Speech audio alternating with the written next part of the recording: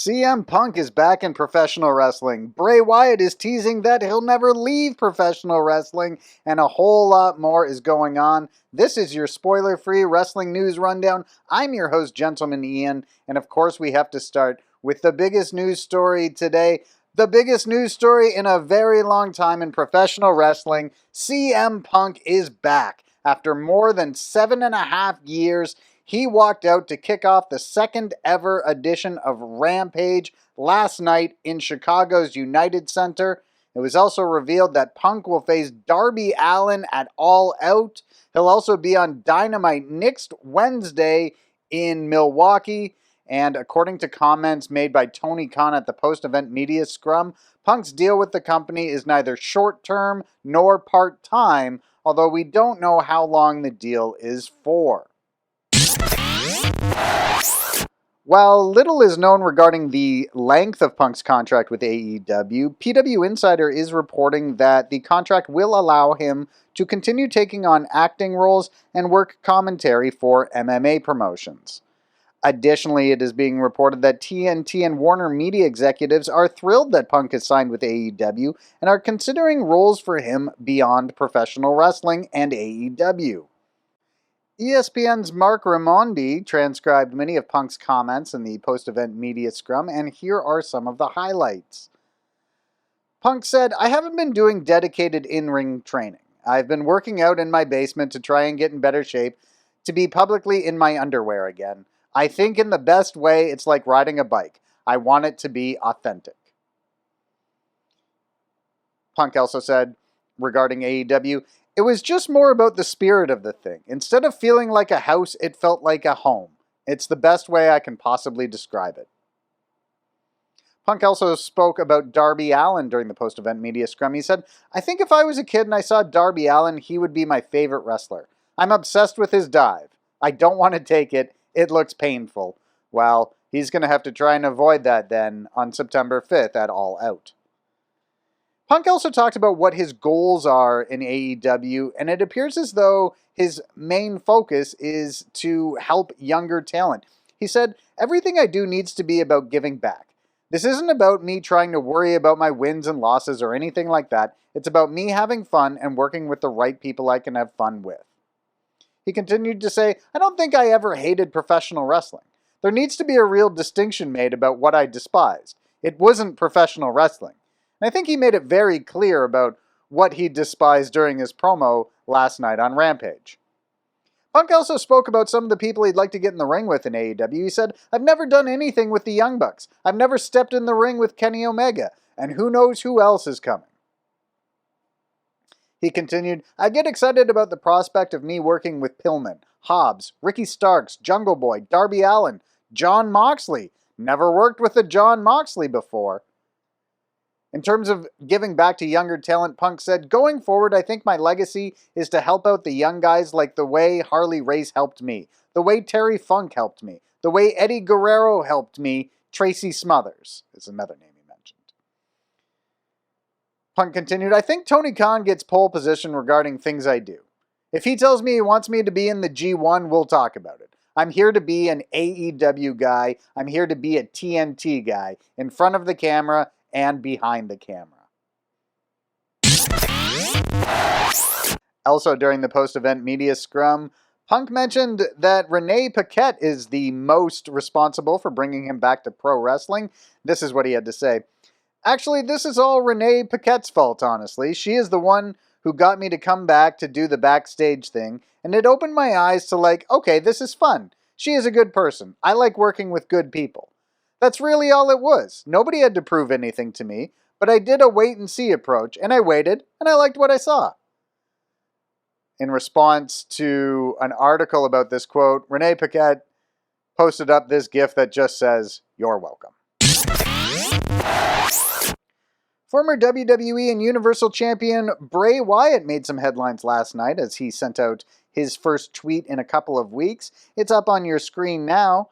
And you can see he wrote, "Rock stars come and go, musicians play until they die," which is a quote from Eddie Van Halen. And many are taking this as Wyatt hinting that he will not be retreating from the spotlight in his post-WWE career, but rather he has something big planned. You can also see that he's changed his name on Twitter, although not his Twitter handle, which would result in him losing his verified checkmark.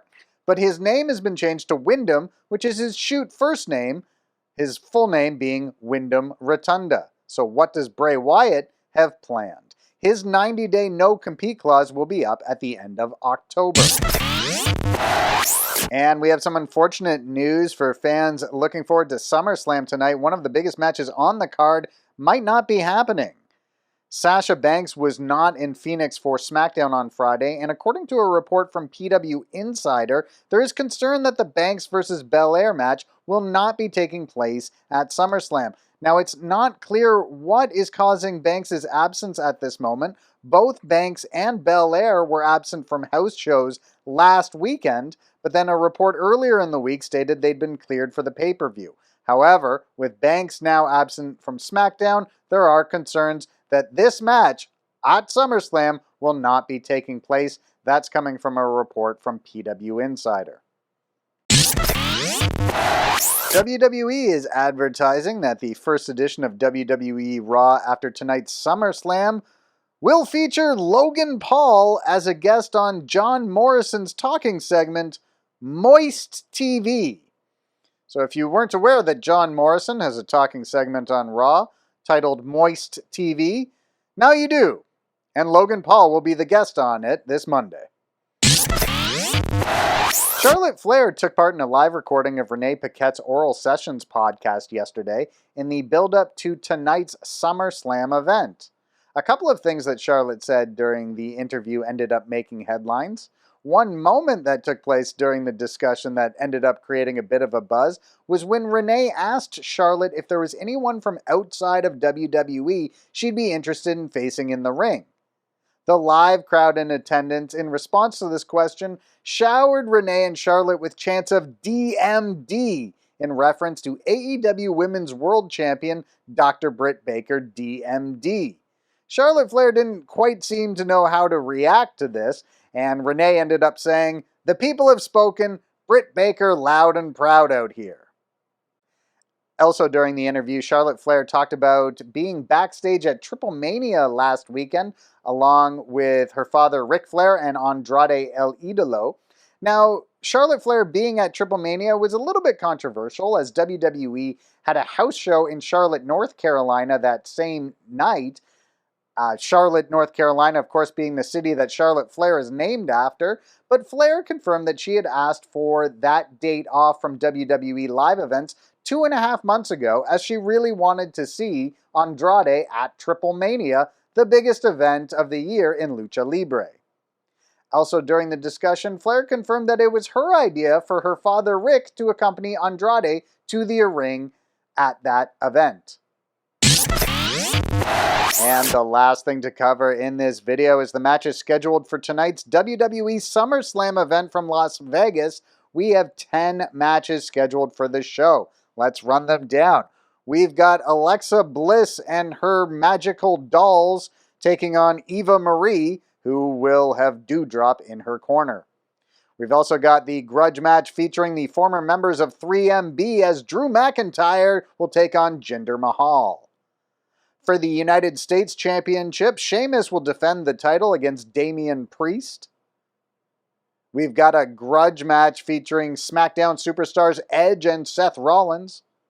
For the Raw Tag Team titles, AJ Styles and Omos will defend against the team of RK Bro, Randy Orton, and Matt Riddle.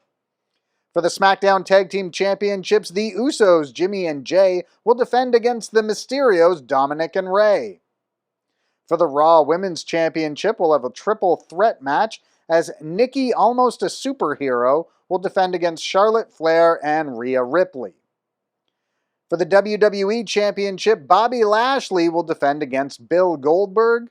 And then in a match we hope take place, but there are rumors it will not, for the SmackDown Women's Championship, Bianca Belair will defend against Sasha Banks. And in the main event for the Universal Championship. Roman Reigns will defend against John Cena.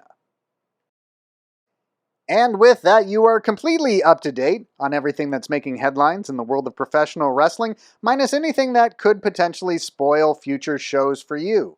Don't forget to hit the subscribe button and click the notifications bell so you don't miss out on any more news or reports from Spoiler Free Wrestling.